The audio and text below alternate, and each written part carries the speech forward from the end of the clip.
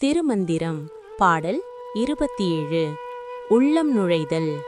இனத்தக்க தாமரை முகத்து ஏசந்தி சேர்வார் மனத்தக்கண் நந்தி மழையுற்று தொழுதால் உனக்கே உழவெத்தும் ஊரக்குள் நல்கும் மனத்தக்கு மெல்லை வருவானோவானே. இனத்தக்கு தாமரை முகத்து ஏசந்தி சேர்வார்.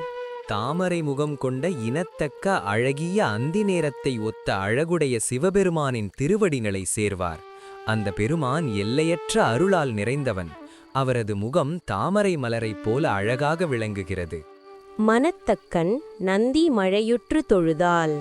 மனத்தில் நிலைத்து நிற்கும் நந்தியை, அதாவது சிவபெருமானை, மழை போன்று கொட்டும் பக்தியுடன் தினம் தினம் தொழுது வணங்கினால் அவர் நமக்கு தனது அருளை வழங்குவார். நித்திய பக்தியே வழி. உனக்கே உழவெத்தும் ஊரக்குள் நல்கும். அப்படி தொழுது வணங்குபவர்களுக்கு உனக்கே, அதாவது உன் இதயத்திலேயே எல்லாவற்றையும் உழவெத்தும், அதாவது படிப்படியாக தனது உள்ளத்துள் நுழைந்து அருள் வழங்குவார். இறைவன் மெதுவாக நமது உள்ளத்தில் வந்து குடிகொள்கிறார். மனத்தக்கு மெல்லை வருவானோவானே. மனத்தில் உள்ளவர்களுக்கு மெல்ல மெல்ல, அதாவது படிப்படியாக வருவான். அந்த வான முதல்வன் உள்ளத்தில் நுழைந்து அருள் பாலிக்கிறான். இதுதான் சிவபெருமானின் அருள் வழி. இப்பாடலின் சாரம் என்ன?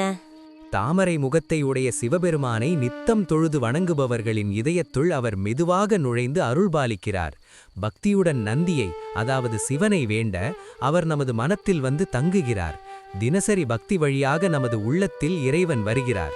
அவரை மனதில் வைத்து தியானம் செய்யுங்கள். அவருடைய திருவடிகளை நிலைத்து வணங்குங்கள். அப்போது அவர் உங்கள் உள்ளத்தில் வந்து குடிகொள்வார்.